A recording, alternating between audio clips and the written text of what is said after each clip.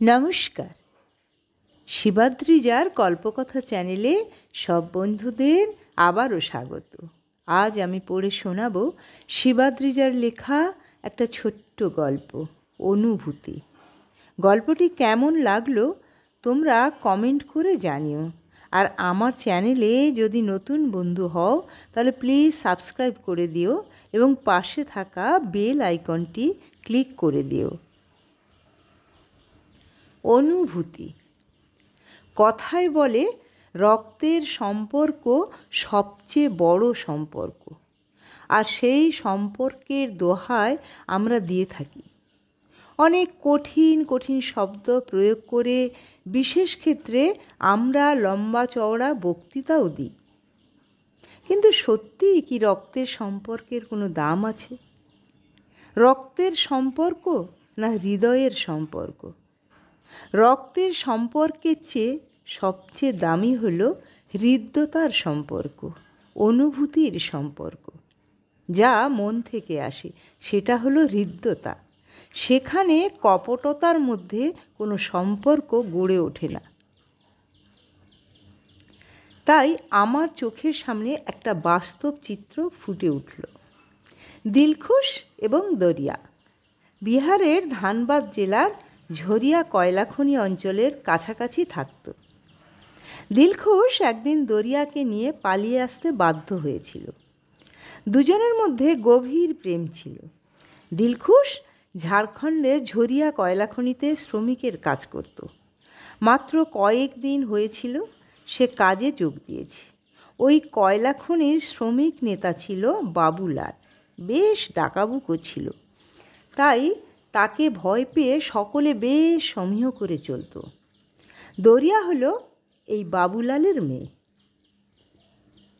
বাবুলালের দাপটে ওই কয়লা খনিতে খুব গুন্ডারাজ চলত।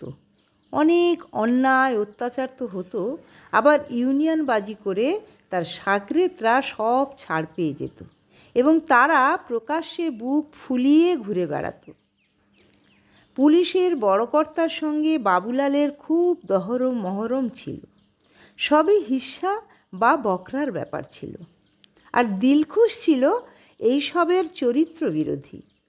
সে কিছুতেই গুন্ডারাজ এবং অন্যায় অত্যাচার সহ্য করতে পারত না। প্রথম প্রথম প্রতিবাদ না করলেও কিছুদিন পর থেকে সে নরম সুরে প্রতিবাদ শুরু করে। বছর ঘুরতে না ঘুরতে সুরটা চরম পর্যায়ে পৌঁছে যায়। এবার বাবুলালের অঙ্গুলি হেলনে দিলখুশ উঠতি প্রতিবাদী দলের মধ্যে একদম কোণঠাসা হয়ে পড়ে। তাই তার পক্ষে প্রতিদিন কাজ পাওয়া সম্ভব হতো না। প্রায় দিন দিলখুশকে কোনো না কোনো অজুহাতে কাজ থেকে বাদ দিয়ে বসিয়ে দেওয়া হতো। দিলখুশ দরিয়া দুজনে যে প্রেম করত সেটা কিন্তু বাবুলাল জানত না। তারা দুজনে একদিন আলোচনা করে সিদ্ধান্ত নেয় দুজনে বাড়ি থেকে পালিয়ে কোথাও সংসার পাতবে, না হলে তারা বিপদে পড়ে যাবে। কিন্তু সেটা বাবুলালের চোখের আড়ালে হতে হবে। তবে জায়গাটা যে কোথায় সেটা তাদের মাথায় প্রথমে আসেনি।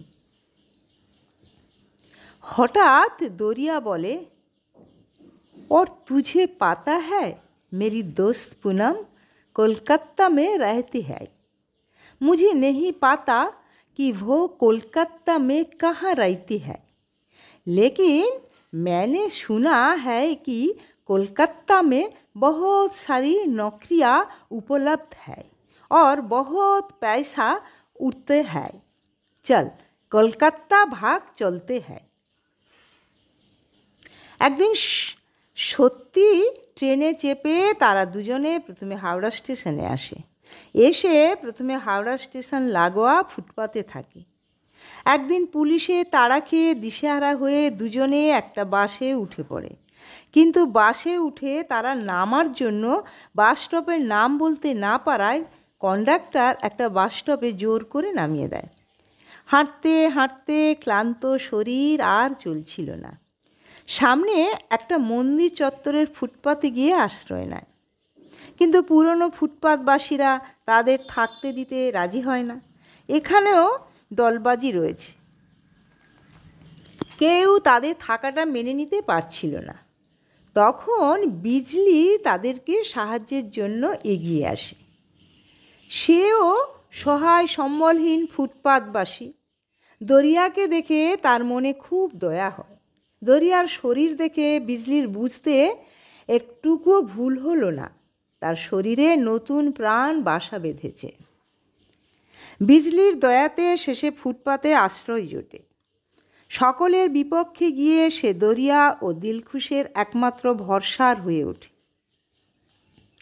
কিন্তু 3 দিন ফুটপাতে থাকার পর দরিয়া আর কিছুতেই ওই জীবনটার সঙ্গে মানাতে পারছিল না। শেষে বিজলি রাজেশকে বলে, তোর তো ঘরখানা পড়ে আছে, তুই তাহলে ওদেরকে ভাড়া দিয়ে দে, তুই তো আমাদের সঙ্গে ফুটপাতে থাকিস।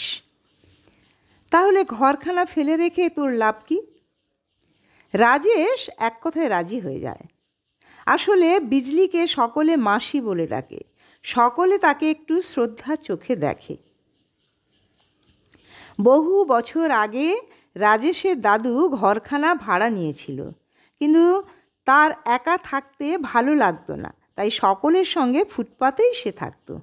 এরপর থেকে দরিয়া এবং দিলখুশ বিজলিকে মায়ের চোখে দেখত এবং মাসি বলে ডাকত। দরিয়া এবং দিলখুশের সংসার খুব ভালোভাবে চলছিল। রাজেশের সাহায্যে দিলখুশের একটা কাজ জুটে গিয়েছিল। কিছুদিন পর তাদের সংসারে নতুন অতিথি আসে। ছেলের নাম রাখে সন্তোষ। এইভাবে 2 বছর পর সন্তোষের খেলার সাথীও এসে যায়, নাম রাখে নীলেশ।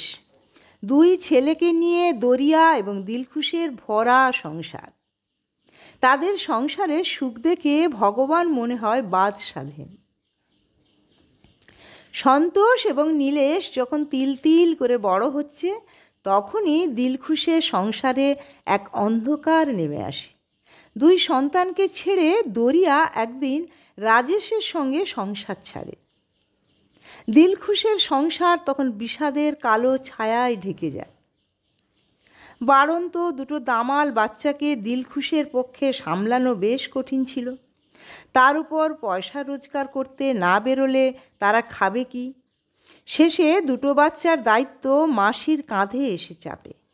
প্রথম দিলখুশ 2 বাচ্চার দায়িত্ব মাসির ওপর দিলেও কাজে গিয়ে কিছুতেই মন বসাতে পারত না। মাসিও তার নিজের ভিক্ষাবৃত্তি ছেড়ে 2 বাচ্চার দেখভাল শুরু করে। দিলখুশ মাসির উপর দায়িত্ব দিয়ে বেশ নিশ্চিন্ত হয়। দিনগুলো বেশ ভালোই কাটছিল। কিন্তু 2 বাচ্চার কপালে ঠিক সুখ লেখা নেই। শিশুদের শৈশব তো কাটে তার মায়ের কোলে, কিন্তু সেই শৈশব যদি মা বিহনে অতিবাহিত হয়, সেই সব সন্তানদের কপালে মনে হয় সুখ নামক বস্তুটি অধরা থেকে যায়। কারণ দিলখুশ একদিন হঠাৎ বস্তির একটা মেয়েকে নিয়ে উধাও হয়ে যায়। পথ ভুলে সে আর বাচ্চাদের দায়িত্ব নেওয়া তো দূরের কথা, তাদের সম্মুখে এসেও দাঁড়ালো না। অবশেষে 4 বছর আর 6 বছরের অবোধ 2 সন্তানের পুরো দায়িত্ব এসে পড়ে ওই মাসি অর্থাৎ বিজলির উপর। বাচ্চা 2 তাকে দাদি বলে ডাকে। বিজলি ওই 2 বাচ্চার দায়িত্ব কিছুতেই ঝেড়ে ফেলতে পারল না। কারণ বিজলির জীবনের পথটাও মসৃণ ছিল না। তার জীবনে অনেক বেহিসেবি শোকের পাহাড় জমে আছে। শোকে তার চোখের জল শুকিয়ে পাহাড়ের মতো খটখটে রুক্ষ হয়ে গিয়েছে। তার এদেশে 3 কুলে কেউ নেই। বাংলাদেশ থেকে বিজলি স্বামীর সঙ্গে 18 বছরের পুত্র সন্তানকে নিয়ে রাতারাতি এদেশে চলে আসতে বাধ্য হয়েছিল। ফুটপাতে থাকতে থাকতে সেটাই তাদের আশ্রয় হয়ে উঠেছিল। একদিন রাত্রে স্বামী এবং ছেলেকে ঘুমন্ত অবস্থায় এক উন্মত্ত লরি এসে পিষে দিয়ে চলে যায়। সেই থেকে বিজলি একা অসহায়ভাবে বেঁচে আছে। সে সবাইকে বলতো, আমার জোয়ান ছেলের শোক ভুলে আমি আজও বেঁচে আছি। আমার মতো পাপিষ্টা আর পৃথিবীতে নেই। সবাই তো আর আত্মহত্যা করতে পারে না, তাই ভগবান আমার একটা ছেলের পরিবর্তে দুটো নাতিকে পাঠিয়েছে। তারপর থেকে বিজলির অন্যরকম জীবনযুদ্ধ শুরু হয়। সে আবার তার পুরনো পেশা ভিক্ষাবৃত্তিতে ফিরে যায়, না হলে দুটো বাচ্চা এবং তার নিজের অন্ন জুটবে না। ফুটপাত ছেড়ে সন্তোষ ও নীলেশকে নিয়ে সে রাজেশের ভাড়া ঘরে থাকতেও শুরু করে। এরপর সে ঘোরতর সংসারী এবং কঠিন অভিভাবকত্বের ভূমিকায় অবতীর্ণ হয়। বিজলির প্রাত্যহিক জীবনের কাজের ধারাবাহিকতা ছিল নিয়ম মাফিক। তার সেই নিয়মের ছন্দপতন কোনো দিন ঘটত না। সকালে উঠে স্নান সেরে আগে রান্নাবান্নার কাজ শেষ করে নিত। সময় মতো সন্তোষ ও নীলেশকে স্কুলে পাঠাবার জন্য খুব ব্যস্ত হয়ে পড়ত।